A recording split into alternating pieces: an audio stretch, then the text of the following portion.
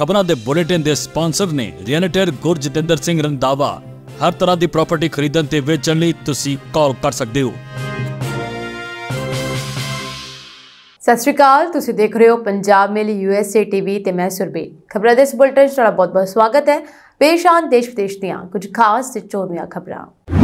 Donkey लगा America दाखल होने की कोशिश दे विच 230 भारती फसे। सो चुकन तो पहला ट्रंप नूं झटका, सजा रद्द करन दी अर्जी खारिज। ट्रूडो देणगे अस्तीफा, संसद च करनगे ऐलान। इतिहास च सब तो वड्डे वित्ती घाटे वाल अमेरिका। जार्जिया च जहरीली गैस कारण 12 भारतीय की मौत, जांच हुई शुरू। कैनेडा च पंजाबी नौजवान नूं मिलिया गार्ड ऑफ ऑनर। हुण इन्हां खबरां दा विस्तार। इस दे नाल ही देश विदेश नाल जुड़ियां होईयां तमाम खबरां।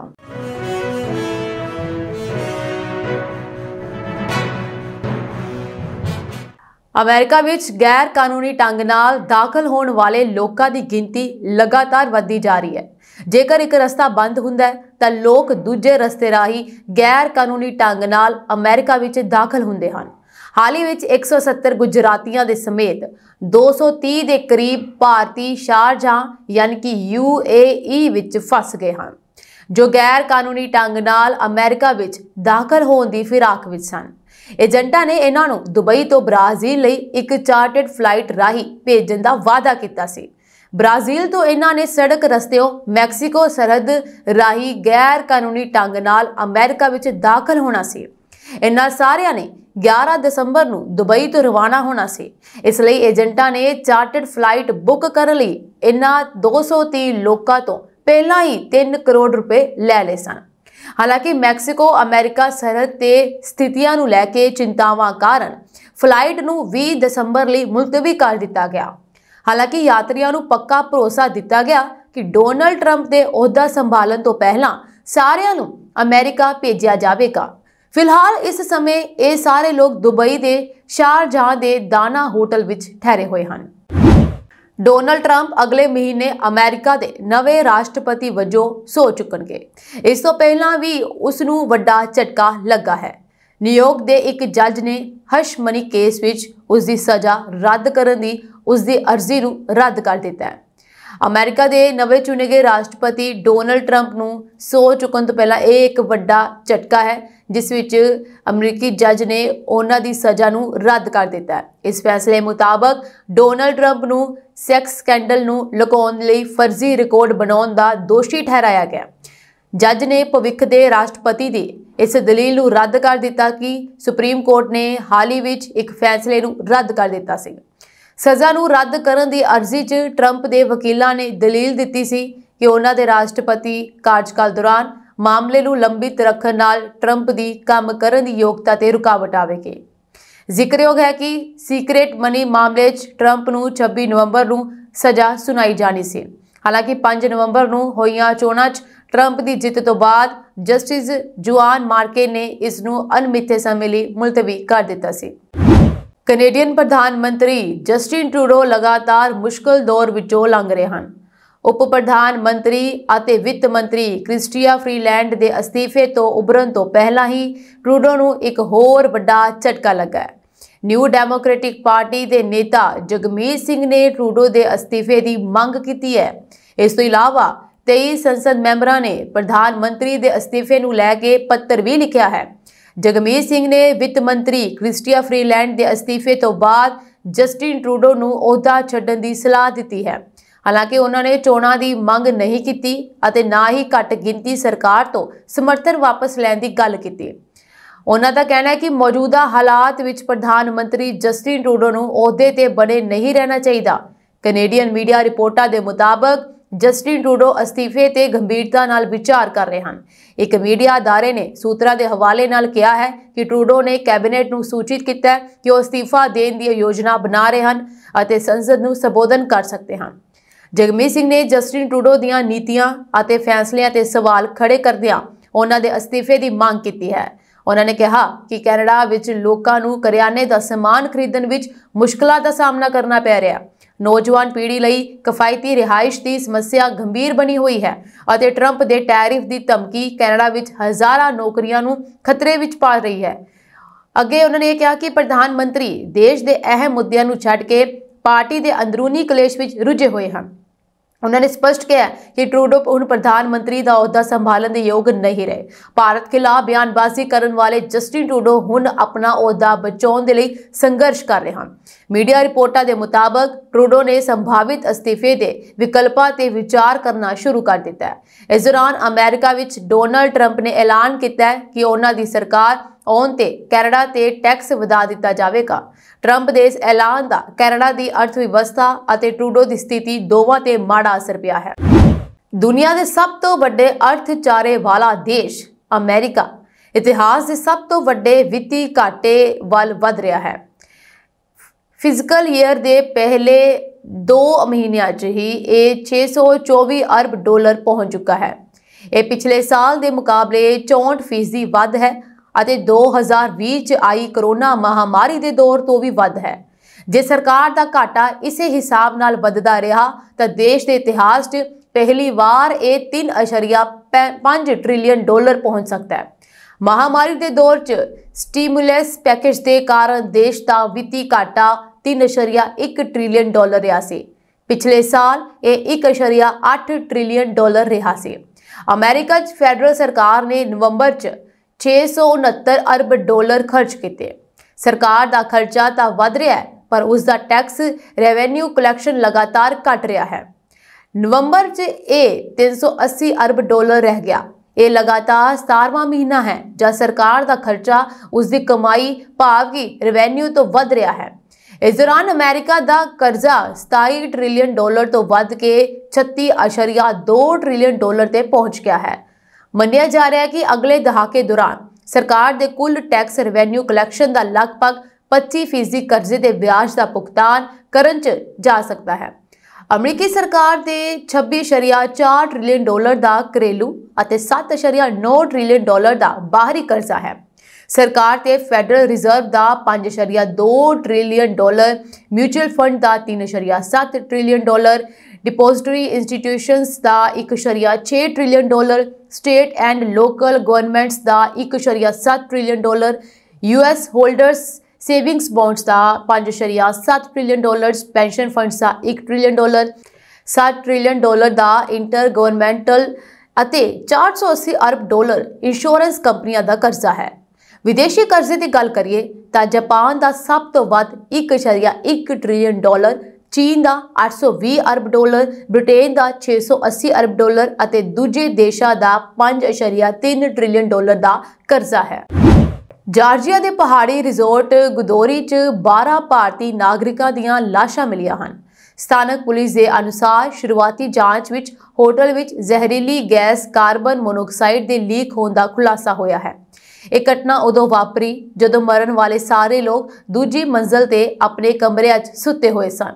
ਇਸ ਘਟਨਾ ਦੀ ਜਾਣਕਾਰੀ ਦਿੰਦੇ ਹੋਏ ਜਾਰਜੀਆ ਦੇ ਅੰਦਰੂਨੀ ਮਾਮਲਿਆਂ ਦੇ ਮੰਤਰਾਲੇ ਨੇ ਕਿਹਾ ਹੈ ਕਿ ਲਾਸ਼ਾਂ ਦੀ ਸ਼ੁਰੂਆਤੀ ਜਾਂਚ ਦੇ ਆਧਾਰ ਤੇ ਸਾਨੂੰ ਸੂਚਨਾ ਮਿਲੀ ਹੈ ਕਿ ਕੋਈ ਵੀ ਕਿਸੇ ਵੀ ਕਿਸਮ ਦੀ ਸੱਟ ਜਾਂ ਹਿੰਸਾ ਦੇ ਕੋਈ ਸੰਕੇਤ ਨਹੀਂ ਹਨ। ਜਾਰਜੀਆ ਦੇ ਅਧਿਕਾਰੀਆਂ ਨੇ ਦੱਸਿਆ ਕਿ ਮਾਰੇ ਗਏ 12 ਲੋਕਾਂ 'ਚੋਂ 11 ਵਿਦੇਸ਼ੀ ਨਾਗਰਿਕ ਸਨ ਜਦਕਿ ਇੱਕ ਜਾਰਜੀਆ ਦਾ ਨਿਵਾਸੀ ਸੀ। ਉਧਰ ਹਿੰਦੁਸਤਾਨ ਟਾਈਮਜ਼ ਨੂੰ ਜਾਣਕਾਰੀ ਦਿੰਦੇ ਹੋਏ ਸਥਿਤ ਭਾਰਤੀ ਦੂਤਾਵਾਸ ਦੇ ਅਧਿਕਾਰੀਆਂ ਨੇ ਦੱਸਿਆ ਕਿ ਮਾਰੇ ਗਏ ਸਾਰੇ ਲੋਕ ਭਾਰਤੀ ਸਨ ਜੋ ਉਸ ਹੋਟਲ ਵਿੱਚ ਕੰਮ ਕਰਦੇ ਸਨ। ਭਾਰਤੀ ਦੂਤਾਵਾਸ ਨੇ ਕਿਹਾ ਕਿ ਸਾਨੂੰ ਹੁਣੇ ਹੀ ਜਾਰਜੀਆ ਦੇ ਗੁਡੋਰੀ ਵਿੱਚ 12 ਭਾਰਤੀ ਨਾਗਰਿਕਾਂ ਦੀ ਮੌਤ ਦੀ ਸੂਚਨਾ ਮਿਲੀ ਹੈ। ਅਸੀਂ ਮਰਨ ਵਾਲੇ ਨਾਗਰਿਕਾਂ ਬਾਰੇ ਜਾਣਕਾਰੀ ਲੈਣ ਦੇ ਲਈ ਸਥਾਨਕ ਅਧਿਕਾਰੀਆਂ ਨਾਲ ਲਗਾਤਾਰ ਸੰਪਰਕ ਵਿੱਚ ਹਾਂ। ਮਰਨ ਵਾਲਿਆਂ ਦੇ ਪਰਿਵਾਰਾਂ ਨਾਲ ਸਾਡੀ ਡੂੰਘੀ ਸੰਵੇਦਨਾ ਹੈ। ਉਹਨਾਂ ਨੇ ਕਿਹਾ ਅਸੀਂ ਇੱਥੇ ਹਰ ਸੰਭਵ ਤਰੀਕੇ ਨਾਲ ਲੋਕਾਂ ਦੀ ਮਦਦ ਕਰਨ ਦੀ ਕੋਸ਼ਿਸ਼ ਕਰ ਰਹੇ ਹਾਂ। ਕੈਨੇਡਾ ਦੇ ਐਡਮਿੰਟਨ 'ਚ 6 ਦਸੰਬਰ ਨੂੰ 20 ਸਾਲਾਂ ਦੇ ਪੰਜਾਬੀ ਵਿਦਿਆਰਥੀ ਹਰਸ਼ਦੀਪ ਸਿੰਘ ਦੀ ਗੋਲੀ ਮਾਰ ਕੇ ਹੱਤਿਆ ਕਰ ਦਿੱਤੀ ਗਈ ਸੀ। ਹਰਸ਼ਦੀਪ ਸਿੰਘ ਦੀ ਲਾਸ਼ ਨੂੰ ਐਤਵਾਰ ਨੂੰ ਅੰਤਿਮ ਸੰਸਕਾਰ ਲਈ ਭਾਰਤ ਭੇਜ ਦਿੱਤਾ ਗਿਆ ਪਰ ਕੈਨੇਡਾ ਵਿੱਚ ਸਰਕਾਰ ਨੇ ਉਸ ਦੀ ਡਿਊਟੀ ਸਮਝਦਿਆਂ ਉਸ ਨੂੰ ਗਾਰਡ ਆਫ ਆਨਰ ਦਿੱਤਾ ਹੈ। ਹਰਸ਼ਦੀਪ ਦੀ ਐਡਮਿੰਟਨ ਦੀ ਇੱਕ ਅਪਾਰਟਮੈਂਟ ਬਿਲਡਿੰਗ ਵਿੱਚ ਸੁਰੱਖਿਆ ਗਾਰਡ ਵਜੋਂ ਕੰਮ ਕਰਦੇ ਸਮੇਂ ਗੋਲੀ ਮਾਰ ਕੇ ਹੱਤਿਆ ਕਰ ਦਿੱਤੀ ਗਈ ਸੀ। ਨੌਰਕਵੈਸਟ ਕਾਲਜ ਦਾ ਅੰਤਰਰਾਸ਼ਟਰੀ ਵਿਦਿਆਰਥੀ ਸਿਰਫ 3 ਦਿਨ ਹੀ ਨੌਕਰੀ ਤੇ ਆਇਆ ਸੀ। ਉੱਥੋਂ ਦੀ ਪੁਲਿਸ ਨੇ ਹਰਸ਼ਦੀਪ ਸਿੰਘ ਨੂੰ ਪੂਰੇ ਸਤਿਕਾਰ ਨਾਲ ਯਾਦ ਕੀਤਾ। ਹਰਸ਼ਦੀਪ ਐਡਮਿੰਟਨ ਦੇ ਇੱਕ ਅਪਾਰਟਮੈਂਟ ਵਿੱਚ ਸੁਰੱਖਿਆ ਗਾਰਡ ਵਜੋਂ ਤੈਨਾਤ ਸੀ, ਜਿਸ ਦੇ ਬਾਹਰ ਕੁਝ ਲੋਕਾਂ ਵਿਚਾਲੇ ਝੜਪ ਹੋ ਗਈ, ਜਿਸ ਤੋਂ ਬਾਅਦ ਉਸ ਨੂੰ ਗੋਲੀ ਮਾਰ ਦਿੱਤੀ ਗਈ। ਇਹ ਸਾਰੀ ਘਟਨਾ ਮੌਕੇ ਤੇ ਲੱਗੇ ਸੀਸੀਟੀਵੀ ਵਿੱਚ ਕੈਦ ਹੋ ਗਈ, ਜਿਸ ਵਿੱਚ ਇੱਕ ਕੈਨੇਡੀਅਨ ਨਾਗਰਿਕ ਨੌਜਵਾਨ ਨੂੰ ਗੋਲੀ ਮਾਰਦਾ ਹੋਇਆ ਨਜ਼ਰ ਆ ਰਿਹਾ ਸੀ।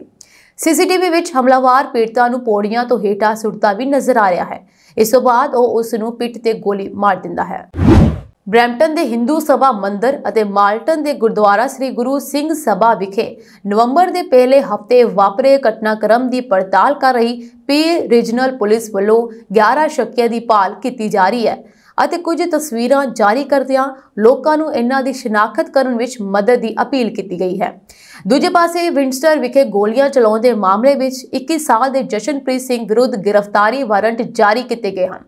ਪੀਲ ਰੀਜਨਲ ਪੁਲਿਸ ਨੇ ਇੱਕ ਬਿਆਨ ਜਾਰੀ ਕਰਦਿਆਂ ਕਿਹਾ ਕਿ ਬਰੈਂਪਟਨ ਦੇ ਗੌਰ ਰੋਡ ਤੇ ਸਥਿਤ ਹਿੰਦੂ ਸਭਾ ਮੰਦਿਰ ਅਤੇ ਮਾਲਟਨ ਦੇ ਵੈਸਟਵੁੱਡ ਮਾਲ ਵਿੱਚ ਵਾਪਰੀਆਂ ਘਟਨਾਵਾਂ ਦੀ ਪੜਤਾਲ ਵਾਸਤੇ ਸਟ੍ਰੈਟੇਜਿਕ ਇਨਵੈਸਟੀਗੇਟਿਵ ਟੀਮ ਦਾ ਗਠਨ ਕੀਤਾ ਗਿਆ ਅਤੇ ਵੱਖ-ਵੱਖ ਸਰੋਤਾਂ ਰਾਹੀਂ ਮੁਜ਼ਾਹਰਿਆਂ ਵਿੱਚ ਸ਼ਾਮਲ ਲੋਕਾਂ ਦੀਆਂ ਤਸਵੀਰਾਂ ਹਾਸਲ ਕੀਤੀਆਂ ਗਈਆਂ। ਇਹਨਾਂ ਤਸਵੀਰਾਂ ਰਾਹੀਂ ਕੁਝ ਸ਼ੱਕੀਆਂ ਬਾਰੇ ਪਤਾ ਲੱਗਾ ਜੋ ਹਮਲਾ ਕਰਨ, ਹਥਿਆਰ ਦੇ ਨਾਲ ਹਮਲਾ ਕਰਨ, ਹਮਲਾ ਕਰਦਿਆਂ ਸਰੀਰਕ ਨੁਕਸਾਨ ਪਹੁੰਚਾਉਣ, ਪੁਲਿਸ ਅਫਸਰ ਤੇ ਹਮਲਾ ਕਰਨ ਅਤੇ ਲੋਕਾਂ ਵਿੱਚ ਨਫ਼ਰਤ ਭੜਕਾਉਣ ਦੇ ਮਾਮਲਿਆਂ ਵਿੱਚ ਪੁਲਿਸ ਨੂੰ ਲੋੜੀਂਦੇ ਹਨ। ਜਾਂਚਕਰਤਾਵਾਂ ਵੱਲੋਂ ਦੋਹਾਂ ਘਟਨਾਵਾਂ ਨਾਲ ਸੰਬੰਧਿਤ ਸੈਂਕੜੇ ਵੀਡੀਓਜ਼ ਦੀ ਘੋਖ ਕੀਤੀ ਜਾ ਰਹੀ ਹੈ ਅਤੇ ਆਉਣ ਵਾਲੇ ਸਮੇਂ ਦੌਰਾਨ ਹੋਰਨਾਂ ਸ਼ੱਕੀਆਂ ਦੀ ਸ਼ਨਾਖਤ ਕਰਦਿਆਂ ਕਈ ਗ੍ਰਿਫਤਾਰੀਆਂ ਹੋ ਸਕਦੀਆਂ ਹਨ। ਪੁਲਿਸ ਨੇ ਲੋਕਾਂ ਨੂੰ ਅਪੀਲ ਕੀਤੀ ਹੈ ਕਿ ਤਸਵੀਰਾਂ ਵਿੱਚ ਨਜ਼ਰ ਆ ਰਹੇ ਪਰਸਨਸ ਆਫ ਇੰਟਰਸਟ ਜਾਂ ਸ਼ੱਕੀਆਂ ਬਾਰੇ ਕਿਸੇ ਕੋਲ ਕੋਈ ਜਾਣਕਾਰੀ ਹੋਵੇ ਤਾਂ ਉਹ ਮਿਸੀਸਾਗਾ ਦੀ 12 ਡਿਵੀਜ਼ਨਸ ਦੇ ਜਾਂਚਕਰਤਾਵਾਂ ਦੇ ਨਾਲ ਇੱਕ ਨੰਬਰ ਰਾਹੀਂ ਸੰਪਰਕ ਕਰ ਸਕਦੇ ਹਨ। ਇਸ ਤੋਂ ਇਲਾਵਾ ਬਰੈਂਪਟਨ ਦੀ 21 ਡਿਵੀਜ਼ਨ ਦੇ ਜਾਂਚਕਰਤਾਵਾਂ ਦੇ ਨਾਲ ਇੱਕ ਨੰਬਰ ਜਾਰੀ ਕੀਤਾ ਗਿਆ ਹੈ, ਉਸ ਤਰੀਕੇ ਦੇ ਨਾਲ ਵੀ ਸੰਪਰਕ ਕੀਤਾ ਜਾ ਸਕਦਾ ਹੈ। ਗੁਪਤ ਤਰੀਕੇ ਨਾਲ ਜਾਣਕਾਰੀ ਦੇਣ ਲਈ ਪੀਲ ਕ੍ਰਾਈਮ ਸਪੋਰਟਰਸ ਨੂੰ ਇੱਕ ਨੰਬਰ ਟਿਪਸ ਦਿੱਤਾ ਯਾਨੀ ਕਿ 1800-222 ਟਿਪਸ ਅਤੇ 8477 ਤੇ ਕਾਲ ਕੀਤੀ ਜਾ ਸਕਦੀ ਹੈ। ਦੂਜੇ ਪਾਸੇ ਵਿੰਡਸਰ ਵਿਖੇ ਗੋਲੀਬਾਰੀ ਦੇ ਇੱਕ ਮਾਮਲੇ ਵਿੱਚ ਪੁਲਿਸ ਵੱਲੋਂ 21 ਸਾਲ ਦੇ ਜਸ਼ਨਪ੍ਰੀਤ ਸਿੰਘ ਵਿਰੁੱਧ ਗ੍ਰਿਫਤਾਰੀ ਵਾਰੰਟ ਜਾਰੀ ਕੀਤੇ ਗਏ ਹਨ। ਅਮਰੀਕਾ ਦੇ ਵਿਸਕਾਂਸਿਨ 'ਚ ਇੱਕ ਨਿੱਜੀ ਕ੍ਰਿਸਚੀਅਨ ਸਕੂਲ 'ਚ ਗੋਲੀਬਾਰੀ ਦੀ ਘਟਨਾ ਸਾਹਮਣੇ ਆਈ ਹੈ। ਦੱਸਿਆ ਜਾ ਰਿਹਾ ਹੈ ਕਿ ਸੋਮਵਾਰ ਨੂੰ ਇੱਕ ਵਿਦਿਆਰਥੀ ਨੇ ਗੋਲੀਬਾਰੀ ਕਰ ਦਿੱਤੀ, ਜਿਸ ਵਿੱਚ ਇੱਕ ਅਧਿਆਪਕ ਸਮੇਤ 2 ਲੋਕਾਂ ਦੀ ਮੌਤ ਹੋ ਗਈ। ਖਾਸ ਗੱਲ ਇਹ ਹੈ ਕਿ ਇਹ ਘਟਨਾ ਕ੍ਰਿਸਮਸ ਤੋਂ ਇੱਕ ਹਫ਼ਤਾ ਪਹਿਲਾਂ ਦੀ ਹੈ। ਹਾਲਾਂਕਿ ਅਧਿਕਾਰੀਆਂ ਨੇ ਜਾਣਕਾਰੀ ਦਿੱਤੀ ਹੈ ਕਿ ਹਮਲਾਵਰ ਦੀ ਮੌਤ ਹੋ ਗਈ ਹੈ।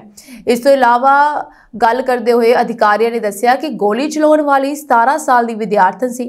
ਪੁਲਿਸ ਦਾ ਕਹਿਣਾ ਹੈ ਕਿ ਜਦੋਂ ਤੱਕ ਅਧਿਕਾਰੀ ਪਹੁੰਚੇ ਹਮਲਾਵਰ ਵੀ ਮਾਰਿਆ ਗਿਆ ਸੀ।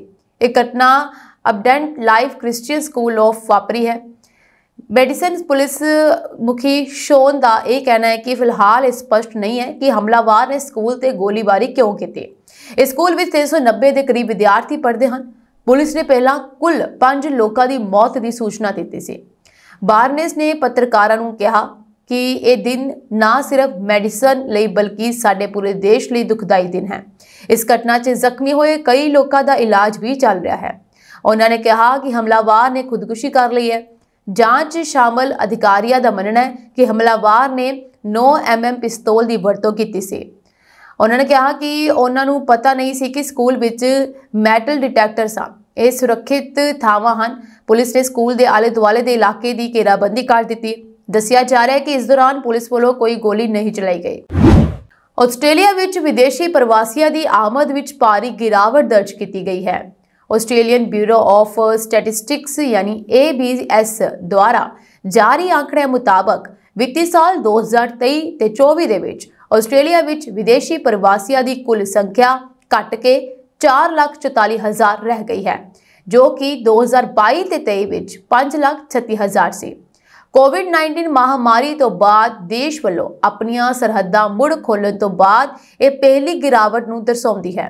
ਹਾਲਾਂਕਿ ਆਸਟ੍ਰੇਲੀਆ ਪਹੁੰਚਣ ਦੇ ਚਾਰਟ ਵਿੱਚ ਭਾਰਤੀ ਸਿਖਰ ਤੇ ਹਨ, ਜਿਸ ਦਾ ਮੁੱਖ ਕਾਰਨ ਉੱਚ ਸਿੱਖਿਆ ਲਈ ਆਸਟ੍ਰੇਲੀਆ ਜਾਣ ਵਾਲੇ ਅੰਤਰਰਾਸ਼ਟਰੀ ਵਿਦਿਆਰਥੀਆਂ ਦੀ ਵੱਡੀ ਗਿਣਤੀ ਹੈ। ਇਕੱਲੇ 2023 ਤੇ 24 ਦੇ ਵਿੱਚ ਪ੍ਰਵਾਸੀ ਆਮਦ ਦੀ ਗਿਣਤੀ ਘਟ ਕੇ 6,66,000 ਹੋ ਗਈ, ਜੋ ਪਿਛਲੇ ਸਾਲ 7,39,000 ਸੀ, ਜੋ ਕਿ ਪ੍ਰਵਾਸੀ ਆਮਦ ਵਿੱਚ 10% ਦੀ ਸਮੁੱਚੀ ਗਿਰਾਵਟ ਨੂੰ ਦਰਸਾਉਂਦਾ ਹੈ। ਉਧਰ ਹੀ ਨੈਟ ਓਵਰਸੀਜ਼ ਮਾਈਗ੍ਰੇਸ਼ਨ ਵਿੱਚ ਕਮੀ ਵਿਦਿਆਰਥੀ ਵੀਜ਼ਿਆਂ ਦੀਆਂ ਫੀਸਾਂ ਵਿੱਚ ਭਾਰੀ ਵਾਧੇ ਕਾਰਨ ਹੋ ਸਕਦੀ ਹੈ। फीस विच 125% ਦਾ ਵਾਧਾ ਦੇਖਿਆ ਗਿਆ। ਇਹ ਉਦੋਂ ਹੋਇਆ ਹੈ ਜਦੋਂ ਇਸ ਸਾਲ ਆਸਟ੍ਰੇਲੀਆਈ ਸਰਕਾਰ ਨੇ ਐਲਾਨ ਕੀਤਾ ਸੀ ਕਿ ਉਹ ਅੰਤਰਰਾਸ਼ਟਰੀ ਵਿਦਿਆਰਥੀਆਂ ਲਈ ਵੀਜ਼ਾ ਫੀਸ ਨੂੰ ਦੁੱਗਣੇ ਤੋਂ ਵੀ ਵੱਧ ਕਰ ਦੇਣਗੇ। ਵਿਦਿਆਰਥੀਆਂ ਨੂੰ 1 ਜੁਲਾਈ ਤੋਂ 710 ਆਸਟ੍ਰੇਲੀਆਈ ਡਾਲਰ ਤੋਂ ਵਧਾ ਕੇ 1600 ਆਸਟ੍ਰੇਲੀਆਈ ਡਾਲਰ ਤੱਕ ਕਰੇਗਾ। ਸਰਕਾਰ ਨੇ ਵਿਦਿਆਰਥੀ ਵੀਜ਼ਾ ਲਈ ਘੱਟੋ-ਘੱਟ ਬਚਤ ਲੋੜਾਂ ਨੂੰ ਵੀ ਵਧਾ ਦਿੱਤਾ ਹੈ। ਪਿਛਲੇ 7 ਮਹੀਨਿਆਂ ਵਿੱਚ ਵੀਜ਼ਾ ਵਿੱਚ ਇਹ ਦੂਜਾ ਵਾਧਾ ਹੈ। ਆਸਟ੍ਰੇਲੀਆ ਵਿੱਚ ਵਿਦਿਆਰਥੀ ਵੀਜ਼ਾ ਧਾਰਕਾਂ ਦੀ ਗਿਣਤੀ ਵੀ 25% ਘਟ ਗਈ ਹੈ, ਜੋ 2022 ਦੇ ਵਿੱਚ 2,78,000 ਤੋਂ ਘਟ ਕੇ 2023-24 ਵਿੱਚ 2,07,000 ਹੋ ਗਈ ਹੈ। ਹਾਲਾਂਕਿ ਭਾਰਤ ਪ੍ਰਵਾਸੀਆਂ ਖਾਸ ਤੌਰ ਤੇ ਅੰਤਰਰਾਸ਼ਟਰੀ ਵਿਦਿਆਰਥੀਆਂ ਦੁਆਰਾ ਚਲਾਏ ਜਾਣ ਵਾਲੇ ਪ੍ਰਮੁੱਖ ਦੇਸ਼ ਵਜੋਂ ਅਗਵਾਈ ਕਰਨਾ ਜਾਰੀ ਰੱਖਦਾ ਹੈ। 2023-24 ਵਿੱਚ ਉੱਚ ਸਿੱਖਿਆ ਲਈ ਆਸਟ੍ਰੇਲੀਆਈ ਸੰਸਥਾਵਾਂ ਵਿੱਚ ਦਾਖਲਾ ਲੈਣ ਵਾਲੇ ਭਾਰਤੀ ਵਿਦਿਆਰਥੀਆਂ ਦੀ ਗਿਣਤੀ ਮਾਰਚ 2024 ਦੇ ਵਿੱਚ 96,490 ਤੋਂ ਘਟ ਕੇ ਜੂਨ 2024 ਤੱਕ 87,600 ਹੋ ਗਈ ਹੈ। ਫਰਾਂਸ ਦੀ ਬਸਤੀ ਵਿੱਚ ਆਏ ਸਮੁੰਦਰ ਤੂਫਾਨ ਨੇ ਕਹਿਰ ਢਾ ਦਿੱਤਾ ਹੈ ਅਤੇ ਹੁਣ ਤੱਕ 1,000 ਤੋਂ ਵੱਧ ਮੌਤਾਂ ਹੋਣ ਦੀ ਰਿਪੋਰਟ ਹੈ। ਹਿੰਦ ਮਹਾਸਾਗਰ ਵਿੱਚ ਅਫਰੀਕਾ ਮਹਾਦੀਪ ਨੇੜੇ ਮਾਇਓਟ ਟਾਪੂ ਦੀ 3.25 ਲੱਖ ਆਬਾਦੀ ਵਿੱਚੋਂ 1 ਲੱਖ ਗੈਰ ਕਾਨੂੰਨੀ ਪ੍ਰਵਾਸੀ ਹਨ, ਜਿਸ ਦੇ ਮੱਦੇਨਜ਼ਰ ਮੌਤਾਂ ਦਾ ਸਹੀ ਆંકੜਾ ਉੱਭਰ ਕੇ ਸਾਹਮਣੇ ਆਉਣ ਵਿੱਚ ਸਮਾਂ ਲੱਗ ਸਕਦਾ ਹੈ।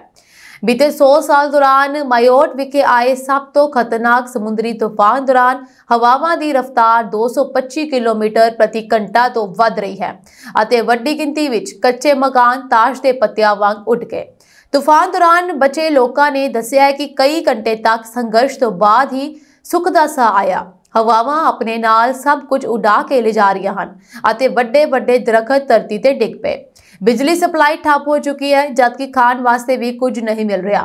फ्रांस राहत समग्री लैके कार्गो जहाज रवाना हो चुके हैं, पर तूफान प्रभावित लोगों की गिनती ज्यादा होने कारण वधेरे मदद की जरूरत होगी। लोगों को डॉक्टरी इलाज की सख्त जरूरत है, जबकि तूफान कारण सारा इंफ्रास्ट्रक्चर नुकसानिया गया है। दूजे पासे धार्मिक समस्या भी पैदा हो रही है। मायोट विच वसदे मुसलमान भाईचारे मुताबक मरण वालियां नूं 24 घंटे के अंदर दफनाउणा हुंदा है, पर हालात के मद्देनज़र वड्डी गिनती लाशां की शिनाख्त ही ना हो सकी है। अमेरिका का ग्रीन कार्ड प्राप्त करना बहुत सारे लोगों लिए हमेशा एक सुपना रहा है। हालांकि डोनाल्ड ट्रंप के सत्ता विच आउण मगरों ये चर्चा जोर फड़ रही है और अमेरिका विच प्रवासियों लिए मौके हुण सीमित हो सकते हैं।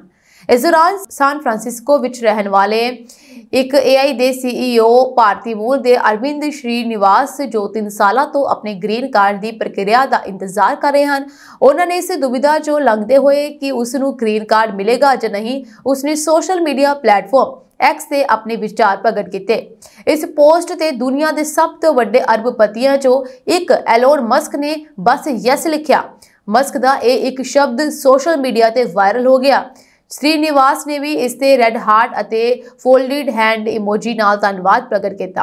यह पहली बार नहीं है जो मस्क ने श्रीनिवास का समर्थन किया।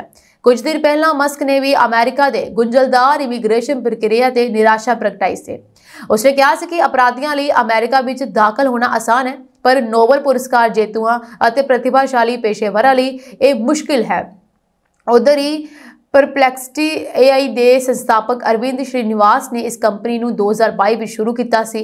IIT ਮਦਰਾਸ ਤੋਂ ਪੜ੍ਹੇ ਸ਼੍ਰੀਨਿਵਾਸ ਓਪਨ AI ਦੇ ਸਾਬਕਾ ਖੋਜ ਵਿਗਿਆਨੀ ਹਨ ਅਤੇ ਗੂਗਲ ਤੇ ਡੀਪ ਮਾਈਂਡ ਵਰਗੀਆਂ ਵੱਡੀਆਂ ਤਕਨੀਕੀ ਸੰਸਥਾਵਾਂ ਵਿੱਚ ਵੀ ਕੰਮ ਕਰ ਚੁੱਕੇ ਹਨ। ਉਹਨਾਂ ਦੀ ਕੰਪਨੀ ਨੂੰ ਜੈਫ ਬੇਜੋਸ ਵਰਗੇ ਵੱਡੇ ਨਿਵੇਸ਼ਕਾਂ ਦਾ ਸਮਰਥਨ ਵੀ ਮਿਲਿਆ ਹੈ। ਐਲੋਨ ਮਸਕ ਦਾ ਇਹ ਸਮਰਥਨ ਨਾ ਸਿਰਫ ਵਾਇਰਲ ਹੋ ਰਿਹਾ ਹੈ, ਬਲਕਿ ਇਮੀਗ੍ਰੇਸ਼ਨ ਪ੍ਰਣਾਲੀ ਤੇ ਵੀ ਨਵੀਂ ਬਹਿਸ ਛੇੜ ਰਿਹਾ ਹੈ। ਹੁਣ ਦੇਖਣਾ ਇਹ ਹੋਵੇਗਾ ਕਿ ਸ਼੍ਰੀਨਿਵਾਸ ਦੇ ਗ੍ਰੀਨ ਕਾਰਡ ਮਾਮਲੇ ਤੇ ਇਸ ਚਰਚਾ ਦਾ ਕੀ ਪ੍ਰਭਾਵ ਪਵੇਗਾ। ਗ੍ਰੀਨ ਕਾਰਡ ਅਧਿਕਾਰਤ ਤੌਰ ਤੇ ਸਥਾਈ ਨਿਵਾਸੀ ਕਾਰਡ ਕਿਹਾ ਜਾਂਦਾ ਹੈ। ਇਹ ਇੱਕ ਦਸਤਾਵੇਜ਼ ਹੈ ਜੋ ਇੱਕ ਵਿਅਕਤੀ ਨੂੰ ਅਮਰੀਕਾ ਵਿੱਚ ਸਥਾਈ ਤੌਰ ਤੇ ਰਹਿਣ ਅਤੇ ਕੰਮ ਕਰਨ ਦਾ ਅਧਿਕਾਰ ਦਿੰਦਾ ਹੈ। ਇਹ ਕਾਰਡ ਉਹਨਾਂ ਵਿਦੇਸ਼ੀ ਨਾਗਰਿਕਾਂ ਨੂੰ ਜਾਰੀ ਕੀਤਾ ਜਾਂਦਾ ਹੈ ਜੋ ਲੰਬੇ ਸਮੇਂ ਲਈ ਅਮਰੀਕਾ ਵਿੱਚ ਰਹਿਣਾ ਚਾਹੁੰਦੇ ਹਨ ਅਤੇ ਨਾਗਰਿਕਤਾ ਲਈ ਯੋਗਤਾ ਵੱਲ ਵਧਣਾ ਚਾਹੁੰਦੇ ਹਨ। ਕੈਨੇਡਾ ਦੇ ਓਨਟਾਰੀਓ ਵਿੱਚ ਬੀਤੇ ਦਿਨ ਵਾਪਰੇ ਭਿਆਨਕ ट्रक हादसे विच 2 पंजाबियों की मौत हो जाने की मंदभागी खबर सामने आई है। यह भयानक हादसा कैनेडा के ओंटारियो के हाईवे 11 के लागे लॉन्ग लेक ते वापरिया, जिथे 2 ट्रकों के आमो सामने टक्कर हो गई। इस हादसे विच मरण वालियां की पछाण जसविंदर सिंह जस्सी वासी पटियाला, जो कि मशहूर भंगड़ा कोच भी रहे हैं, और राहुल बजाज वासी मोहाली वजों हुई है। इन्हां ट्रकों के 2 होर सह ड्राइवर इस हादसे विच जख्मी होए दसे जा रहे हैं, जिस विच एक की हालत गंभीर बनी हुई है। दक्षिणी अफ्रीका के सैर सपाटा मंत्री पैट्रिशिया डी लीले ने हाल ही विच भारत का दौरा किया सी। दौरे तो परतन तो बाद डी लीले ने कहा है कि भारतीय बाजार ने एक प्रमुख सैर सपाटा स्थान वजों दक्षिणी अफ्रीका विच अपार संभावनावां हैं। डी लीले ने भारत विच दक्षिणी अफ्रीका के एक वफद की अगवाई की, जिसका मुख्य उद्देश्य भारतीय सैर सपाटा व्यापारियों, टूर ऑपरेटरां अते एसोसीएशनस, व्यापारक दिग्गजां अते मीडिया नाल सीधे संपर्क स्थापित करना सी। इस फेरी का उद्देश्य भारत तो दक्षिणी अफ्रीका आने वाले सैलानियों की गिनती नूं वधाउण दे लई नज़दीकी सहयोग नाल काम करना सी। डी लीले ने कहा कि इस मिशन का उद्देश्य सैर सपाटा उद्योग के दिग्गजां अते सैर सपाटा मूल लड़ी विच होर संबंधित हिस्सेदारां नाल गलबात राही संबंध बनाउणा सी ਅਤੇ आर्थिक विकास के एक साधन वजों सैर सपाटे की महत्ता को उजागर करना सी। उसने दक्षिणी अफ्रीका के G20 प्रेजिडेंसी दौरान इत्थे टूरिज्म संबंधी स्थलों को बढ़ावा देने ते भी टिप्पणी की है। दक्षिणी अफ्रीका ने इस साल 1 दिसंबर को ब्राजील तो G20 ग्रुप की प्रधानगी संभाली सी। मंत्री ने कहा, भारत एक प्रमुख भाईवाल अते दक्षिणी अफ्रीका के सब तो गतिशील सैर सपाटा बाजारों विचों एक होने के नाते दोवां देशों दरमियान डूंघे आर्थिक अते सभ्याचारक संबंधां अते लोकां दर लोक संबंधां नूं उत्साहित करने की अपार संभावनावां रखता है। भारत फेरी का उद्देश्य सहयोग नूं मजबूत करना अते सांझे भविख की नींह रखना सी। सैर सपाटा इस साझेदारी विच अहम भूमिका निभाएगा। दोहां देशों दरमियान सैर सपाटे नूं उत्साहित करने की लोड़ ते जोर दिंदियां उन्होंने कहा कि भारत विश्व की 5वीं सब तो वड्डी अर्थव्यवस्था है अते उत्थे मध्य वर्ग की गिनती वध रही है। भारतीय सैलानी विश्व पद्धर ते सब तो वध खर्च करने वालियां विचों हन अते सैर सपाटे ते खर्च करने वाले लोकां की संख्या के मामले विच 2030 तक चौथे स्थान ते पहुंच जाएंगे। कैनेडा दे विच नवे मोरगेज नियम तो लागू हो गए अते हुण पहली बार घर खरीदण वालियां नूं 25 साल की बजाय 30 साल तक की मियाद वाला कर्जा मिल सकेगा। रियल एस्टेट के जानकारां दा कहना है कि नवे नियम मकानां की विक्री वधाउण विच सहाई हो सकते हैं, क्योंकि 5 साल की वधी हुई मियाद किश्तां की रकम घटाउण विच मदद करेगी। 30 साल की मियाद वाला कर्जा लै सकणगे। लोक लिबरल सरकार वालों सितंबर विच नवे नियमां दा ऐलान करदिआं 15 दिसंबर तो इन्हां नूं लागू करने का जिक्र किया गया सी। आउंदी 15 जनवरी तो मुड़ फाइनांस के मामले विच भी नवे नियम आ रहे हैं, जिस तहत लोग रीफाइनांस करवाउंदिआं $2 मिलियन तक का कर्जा लै सकणगे। दूजे पासे घर खरीदना सुखाला बनाउण दे लई कई होर नियमां दा भी ऐलान किया गया, जिन्हां विच मोरगेज नवेआउण समय पहला बैंक छड्ड के किसी होर बैंक दीआं सेवावां लैण वालियां नूं स्ट्रेस टेस्ट तो छूट दे दित्ती गई। असल विच बीमे समेत घर कर्जा लैण वालियां नूं 2023 विच ही इस सहूलत दे दित्ती गई अते बगैर बीमे तो घर कर्जा लैण वाले शिकायत कर रहे हैं। रियल एस्टेट माहरां नूं मकानां दी विक्री विच वाधा होने की उम्मीद है। स्ट्रेस टेस्ट खत्म होने के ऐलान मगरों बटलर मोरगेज दे रोन बटलर ने कहा कि इस तरीके नाल कर्जा लैण वालियां नाल इंसाफ होया, क्योंकि मोरगेज नवेआउण वेले स्ट्रेस टेस्ट की कोई तुक ही नहीं बनती, पर बगैर बीमे तो कर्जा लैण वाले ये अड़िका पार करने लई मजबूर हैं। इत्थे दसना बनदा है कि अनइंश्योर्ड मोरगेज विच ब्याज दर कॉन्ट्रैक्ट रेट प्लस 2% ब्याज का 5.25% जो भी इन्हां विचों वध होवे उसके मुताबिक तय की जाती है। बीते मार्च महीने कैनेडा के कॉम्पीटिशनस ब्यूरो वालों भी अनइंश्योर्ड मोरगेज लैण वालियां नूं रीन्यूअल समय स्ट्रेस टेस्ट तो राहत देने की सिफारिश की गई सी। इजराइल और हमास विचाले पिछले 14 महीनों तो चल रही जंग कारण गाजा पट्टी जान गवाउण वालियां की गिनती 45,000 नूं पार कर गई है। गाजा पट्टी के सेहत अधिकारियों ने जानकारी दी। गाजा के सेहत मंत्रालय द्वारा जारी किए गए आंकड़ियां विच आम नागरिकों अते लड़ाकियां की वख-वख जानकारी नहीं दी गई। हालांकि उसने कहा है कि मरण वालियां विच ज्यादातर औरतां अते बच्चे सन। इजरायली फौज का दावा है कि उसने 17,000 तो वध अतवादियों को मार दिता है, पर उसने इस दावे लिए कोई सबूत नहीं दिता। ਗਾਜ਼ਾ ਦੇ ਸਿਹਤ ਮੰਤਰਾਲੇ ਨੇ ਕਿਹਾ ਹੈ ਕਿ ਅਕਤੂਬਰ 2023 ਵਿੱਚ ਜੰਗ ਸ਼ੁਰੂ ਹੋਣ ਤੋਂ ਬਾਅਦ ਹੁਣ ਤੱਕ 45,028 ਲੋਕ ਮਾਰੇ ਗਏ ਹਨ ਅਤੇ 1,06,962 ਜ਼ਖਮੀ ਹੋਏ ਹਨ। ਉਹਨਾਂ ਨੇ ਕਿਹਾ ਕਿ ਅਸਲ ਗਿਣਤੀ ਇਸ ਤੋਂ ਕਿਤੇ ਵੱਧ ਹੈ ਕਿਉਂਕਿ ਹਜ਼ਾਰਾਂ ਲਾਸ਼ਾਂ ਅਜੇ ਵੀ ਮਲਬੇ ਹੇਠ ਦਬੀਆਂ ਪਈਆਂ ਹਨ ਜਾਂ ਉਹਨਾਂ ਥਾਵਾਂ ਤੇ ਹਨ ਜਿੱਥੇ ਟੀਮਾਂ ਨਹੀਂ ਪਹੁੰਚ ਸਕਦੀਆਂ। ਇਜ਼ਰਾਈਲ ਅਤੇ ਹਮਾਸ ਵਿਚਾਲੇ ਚੱਲ ਰਿਹਾ ਇਹ ਯੁੱਧ ਹੁਣ ਤੱਕ ਦਾ ਸਭ ਤੋਂ ਘਾਤਕ ਸੰਘਰਸ਼ ਹੈ। ਇਹ ਸਾਂਝੀ ਦੇਸ਼ ਵਿਦੇਸ਼ ਨਾਲ ਜੁੜੀਆਂ ਹੋਈਆਂ ਕੁਝ ਖਾਸ ਤੇ ਚੋਣਵੀਆਂ ਖਬਰਾਂ ਹੋਰ ਅਪਡੇਟਸ ਨਾਲ ਜੁੜੇ ਰਹਿਣ ਦੇ ਲਈ ਤੁਸੀਂ ਬਨੇ ਰਹੋ ਜੀ ਪੰਜਾਬ ਮੇਲ USA TV ਦੇ ਨਾਲ। ਤੁਹਾਡੇ ਸਭ ਦਾ ਬਹੁਤ ਬਹੁਤ ਧੰਨਵਾਦ।